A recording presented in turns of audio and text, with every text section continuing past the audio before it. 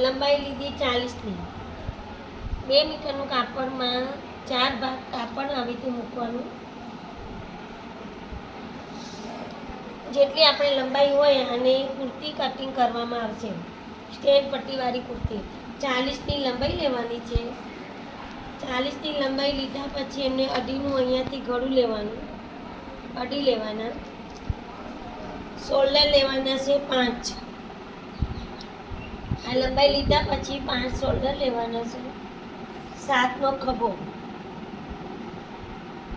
7નો ખભો લીધો. ખભો લીધા પછી આમ લીટી આપી એનું વળાંક આપવાનું છે. આમ જે લીટી અહીંયાથી ખભાની લીધી હોય ત્યાંથી 12ની છાતી લીધી. 12ની છાતી લીધા પછી ત્યાંથી આપણને વચ્ચે કમર અને સીટની ખ્યાલ આવે એટલા માટે બેના વચ્ચે 7 અહીંયા છોડવાના અને 7 બીજા છોડવાના, એટલે થઈ ગયા આપણે 14. વચ્ચેના જે કમરનો ભાગ છે ત્યાંથી લેવાના છે 11ની લેવાની કમર. આ કમરનો ભાગ કહેવાય.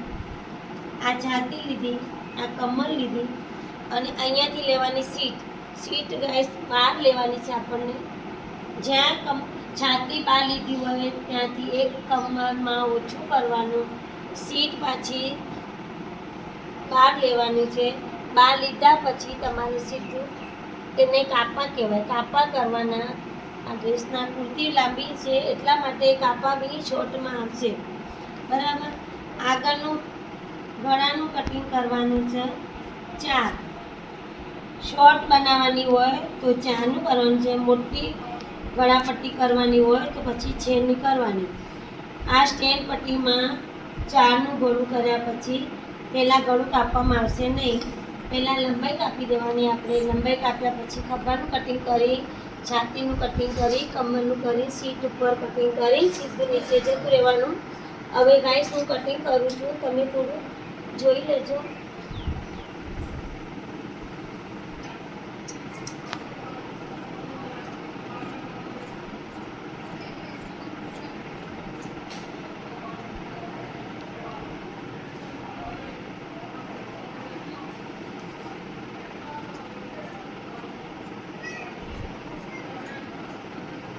ખભાનું કટિંગ કર્યા પછી છાતીનું કટિંગ કરી નીચેથી કમરનું એક ઓછું કર્યું હોય ત્યાંથી વળાંક આપવાનું.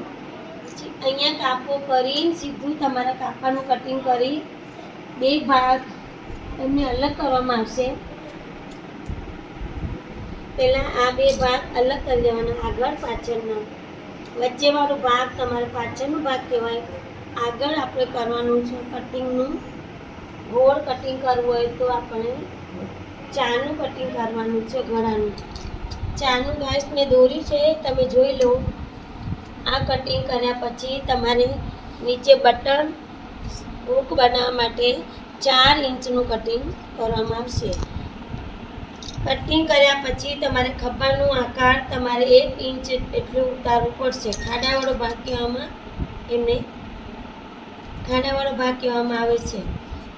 આ કટિંગ કર્યા ના કર્યું હોય તો તમારે કરચોલીઓ પડે એવી શક્યતા થાય, પણ આ કટિંગ કરવું જ પડે. એમને બાયનો ખાડો અને આ ખાડો ભેગો હોવું જોઈએ. આગળનો ભાગ થઈ ગયો અને આ થઈ ગયું પાછળનો ભાગ. પાછળ ગળું કરવાનું નથી, આખું લોંગ જ રાખવાનું છે. આ થઈ ગયું તમારા આખું કુર્તીનો ભાગ. જુઓ ગાઈસ, તમે જોઈ શકો છો. અહીંયાથી શોલ્ડર ભેગા કર્યા પછી તમારે અહીંયાથી ગળું કરવાનું નથી, એટલે અહીંયાથી સ્ટેન્ડ પટ્ટી આખી આવશે. બાયની લંબાઈ લેવાની છે આપણને 17ની લંબાઈ લેવાની હોય, કોઈને 10ની કરવાની હોય, કોઈને 5ની કરવાની.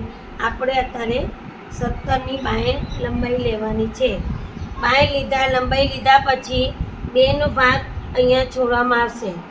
આ 2 ખભાનો ભાગ લેવાનો છે 10નો આકાર આપી 2 ખાનું ચોરસ બનાવવાનું છે.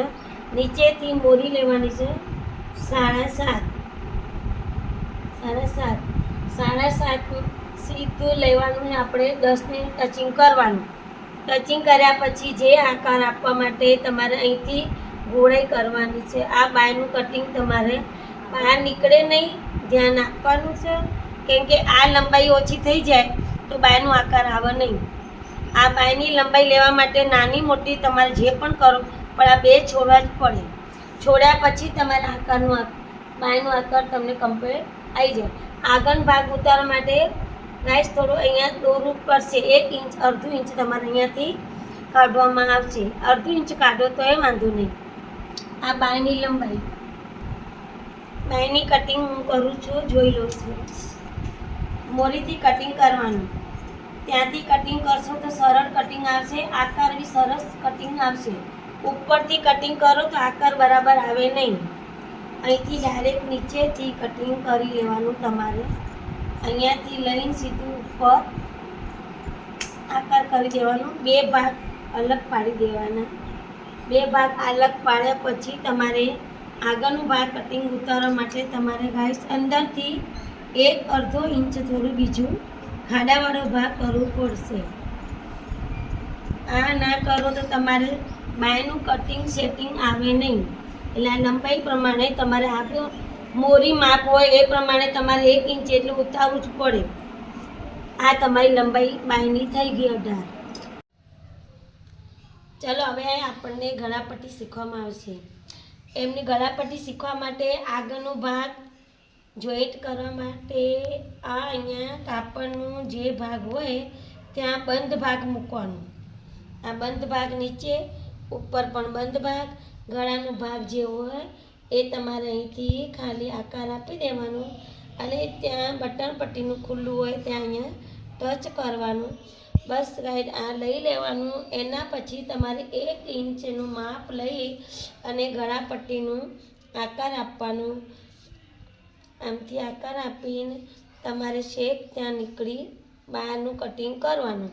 અહીંયા જે ટચિંગ કર્યું હોય એનાથી નીચે 1 સેન્ટીમીટર 1 ઇંચ એટલું કટિંગ કરવાનું આવશે. હવે હું કટિંગ કરું, તમે જોઈ લો. જો આ ગળાપટ્ટી કટિંગ કરી દીધી આપણે.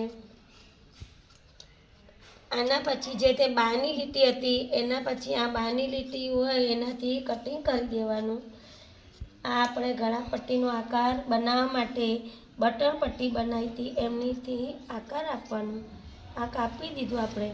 કાપ્યા પછી ગળાપટ્ટીને જોઈ લેવાનું. આકાર આવી ગયું હોય તો આપણે આગળના ભાગનું જે કટિંગ કર્યું હોય એ તમારે ગાઈસ મૂકીને જોઈ શકો છો. પહેલાં સીધું કાપડ રાખવાનું, એમાં ગળાપટ્ટી ઊંધી રાખવાની અને અહીંયા તમારે માપ કરીને જોઈ લેવામાં આવશે. આ કહેવાય ગળાપટ્ટી. સ્ટેન્ડ પટ્ટી લગાવવા માટે તમારે ગળાપટ્ટી પહેલાં લગાવી દેવાની. પટ્ટી વાળ્યા પછી પહેલાં પટ્ટી વાળી દેવાની. આવી રીતે સિલાઈ કરવામાં આવશે. સિલાઈ કર્યા પછી અહીંયા સિલાઈ કરવાની. પછી એમને ઉલટાઈ દેવાનું. ઉલટાયા પછી તમારે ગળાપટ્ટીમાં